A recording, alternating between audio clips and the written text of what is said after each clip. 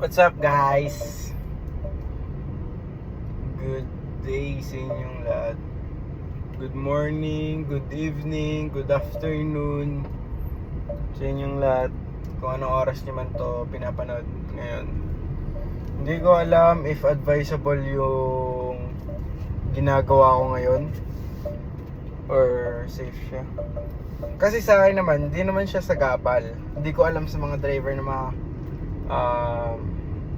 sa lubong ko na nakabukas yung ilaw ko. Kasi gabi na, syempre, gabi na kaya ako nakailaw. Hindi nyo talaga ako makikita. So, yan. So, bakit nga pa? Ano bang, pauwi na ako ngayon, may pinuntahan lang ako, tapos pauwi na ako ngayon.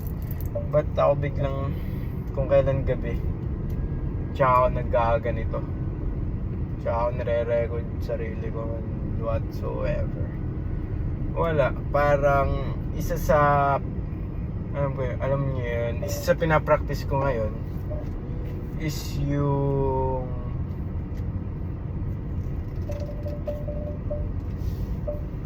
wait lang guys, medyo sikip kasi yung karsada, hindi ko gamay. So, yan. Thank you. Okay, so yan. If sa tingin nyo, yung may bigla kayo naisip gawin, tapos kaya naman siya, doable naman siya, ba't di nyo siya gawin? Diba? So ako ngayon, parang pauwi na ako, tapos sabi ko, mag-isa lang ulit ako ngayon. One of my favorite part of my life, kapag nagdadrive, tapos mag-isa nga, ganun. Sabi ko, ano kayong magawa? Like, pauwi na ako, gabi na, alam ko madami naman ako nagawa today. Parang may gusto pa akong gawin, like, pauwi naman. Sabi ko, record nga ako. Sabi ko, ano yung sabihin ko? Ano yung share ko? Wala lang. Basta mag-record lang ako, ganun. Trip lang. So, kung anong lumabas sa bibig ko, yun na yun. So, may isa lang ako sa inyo i-share ulit. It's called delay gratification. Yun. That's our topic tonight, mga madlang people. Ano nga bang delay gratification? Bakit nga pa may delay gratification? The word itself, delay gratification. Dinidelay niya yung gratification, yung pagiging masaya mo or what. Dinidelay niya. So, siguro hindi naman sa blessing, pero gratification, yung pagiging grateful. Yun nga, parang joy.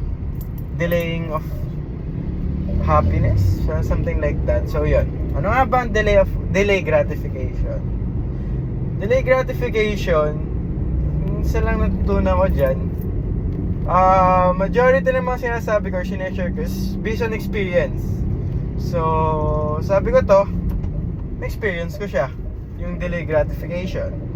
So yun nga, dami ng intro, ng haba ng intro ko. So, delay gratification, yung mga bagay na alam naman nating hindi agad natin siya makukuha, pero alam nating makukuha natin siya.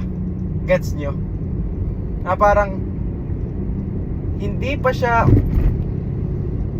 time, or for example, meron kang gustong makamit ngayon. Alam mong kaya mo siya, doable siya, sa tulong ng pagiging hardworking mo and all, makakamit mo siya. Kaso, hindi pa ngayon. So, it's called delay gratification. Isa lang yan is dyan nasusukat kung gaano mo talagang kagusto yung isang bagay. You're willing to wait na dumating yung perfect time na makuha mo na siya or ibigay sa inyo. Okay, something like that. For example, bakit ba kailangan nating mag-aral pa ng almost 15 years? 15 years ba? Mali. 20? More than 25 years. Sometimes 30 years. 6 years elementary. Tapos may daycare pa. So sabihin natin 8 years. Plus 6 years. So, more than 20 years college. So, 'di ba? More than 20 years. Ba't pa kailangan natin mag-aral ng ganong kahaba? Okay. So, doon talaga masusukat if gusto mo yung path na tatahakin mo. You want to be pilot, kailangan mo dumaan ng mga ganitong training, undergo ng mga ganitong, basta madami, di ba? Gusto mo maging doktor, sabi nga nila, takes 10 years. So, doon na nakikita sa span na yon, doon sa 10 years span na yon, doon nakikita if talagang willing ka to wait for that perfect time. So, pag dumating yung perfect time sa pagiging patient mo, so deserve mo yung balik sa'yo. Nag-wait ka, nag-aral ka for almost 30 years or what, then naging doctor ka, naging pilot ka sa mga career na gusto nyo. So it's called delay gratification, di ba? Correct me if I'm wrong, pero yun yung sa akin na kailangan natin talagang mag-wait for the perfect time. Kasi hindi naman natin pwedeng pilitin yung mga bagay-bagay if hindi naman talaga siya angkop pa para sa atin. Always remember na nire-ready tayo. Okay, kapag hindi pa binibigay yung gusto natin, meaning lang no, nire-ready pa tayo para pag binigay na sa atin. Okay? Paano ba? Ano ba mga magandang example? Isip ako magandang example para mas magets yung sinasabi ko. Siguro for example, binigay agad sa inyo ng maaga or what? Binigay agad sa inyo ng maaga. Hindi nyo siya ganun ma-appreciate. Hindi nyo sobrang ma-appreciate. Some case baka mas hindi nyo pa maalagaan yung wini-wish nyo, 'di ba? So doon nyo talaga masusukat doon sa pag-iintay. Doon sa pag-iintay, doon nyo masusukat if talagang, tsaka doon makikita if talagang willing kayo doon sa isang bagay na yon. So yun. So kaya kayo guys, kung may mga nanonood dyan na may mga gusto kayong makamit or what, may gusto kayong ma-achieve, always remember do 1% a day. Okay? Kapag nag-compound yan, parang ano yan, parang interest compounding, diga, na isipin mo isipin nyo araw-araw maglagay ka ng piso sa isang lalagyan. After 365 or isang taon, may 365 ka, nilalagyan mo lang siya ng piso. Diga, wala kayong pake, basta maglalagay ako ng piso dito, trip ko tapos hindi mo malayan, after 1 year, may 365 ka na. So ganun lang din sa goal mo.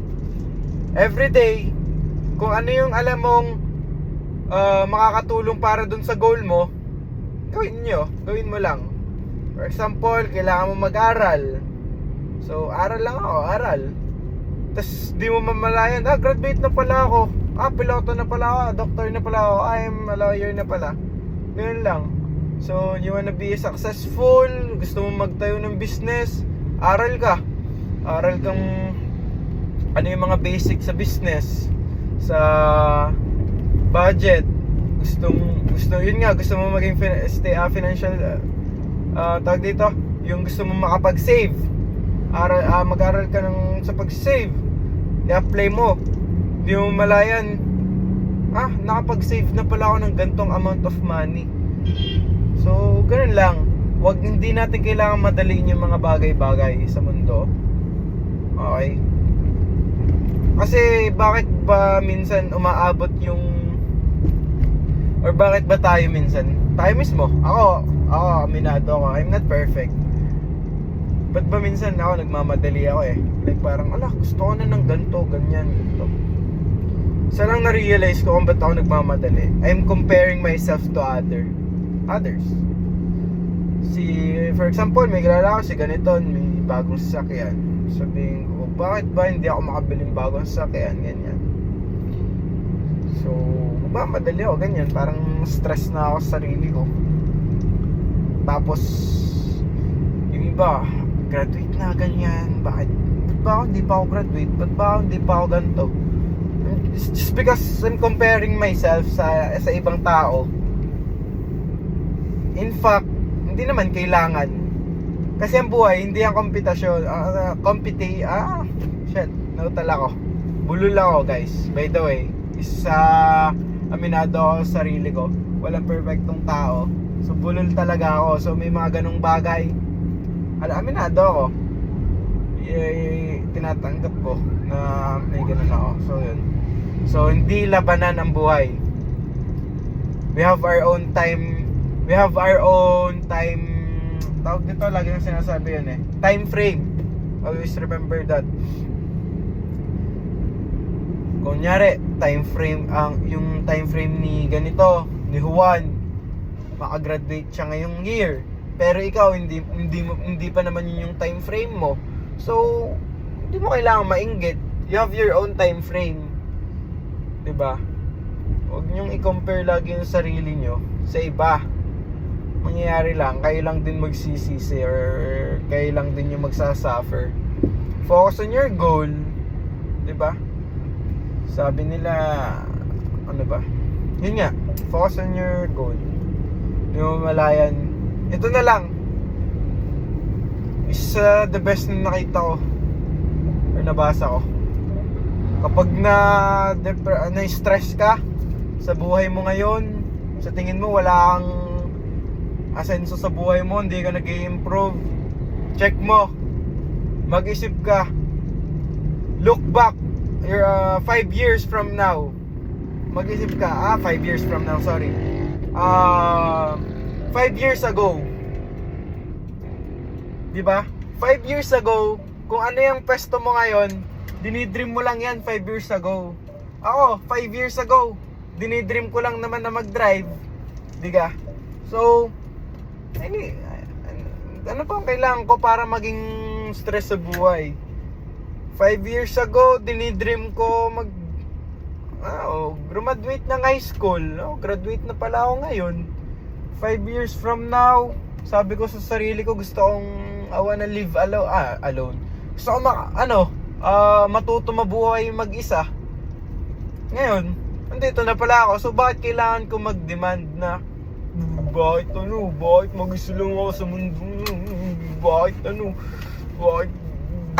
nandito? Dream mo nga yan 5 years ago, di ba? So, ganun lang. Okay, again, we have our own time frame. Balikan ko kayo. So, yan, nagbukas ako ng gate namin So, again, summarize natin. We have, first topic ko, yung delay gratification. Don't compare yourself sa ibang tao. You have your own time frame. Compound. Gawin mo lang yung sa tingin mo may pakana sa buhay mo. Gawin mo lang. Kahit 1% pa yan, at least may 1% kang ginawa. Okay? So, try to read my favorite book, Atomic Habit. Sobrang helpful nun sa akin. First book na natapos ko, Atomic Habit. Sobrang dami kong natutunan doon. So, gusto kong i-share lang sa inyo. Try to read that book, Atomic Habit. Pangit. Sorry guys if yung sa mga nanonood, thank you, I appreciate you. Pangit pa yung positioning ng camera, pangit ng ilaw ko ngayon, sobrang mema.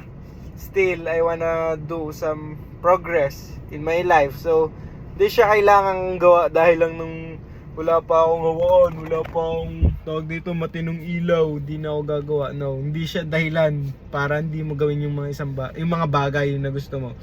So, yun lang. Sobrang dami ko nang nasabi. Saya lang, di ko na malaya, nasa bahay na ako. 15 minutes. So, yun. Saya lang. Basta always remember guys, delay gratification. Kapag para sa'yo. Wait for your perfect time. You have your own time frame. Don't compare yourself to others. Always be humble guys. Okay? Always be humble. Yun lang. Ang mundo'y bilog. Okay? Hindi natin alam kung after ilang years, kung andun pa rin tayo, always be humble. Treat other people's like how you treat your family, 'di ba? Hindi porket strangers or what, tatarayan mo na, mumurahin mo na. Aminado ako, I'm not perfect. Sometimes may mga yun nga, ganun. So try pa rin natin na maging mabait sa mga tao sa paligid natin. Tao pa rin sila still, hindi natin alam kung ano yung nararamdaman nila at the moment, nararanasan, problema nila, ganyan. So huwag na lang tayong dumagdag. So yun lang. Marami pa tayong pagkwekwentuhan, guys, and stay tuned. Kayo nang bahala sa buhay nyo. Kaya nyo yan, laban lang, and peace. Bye.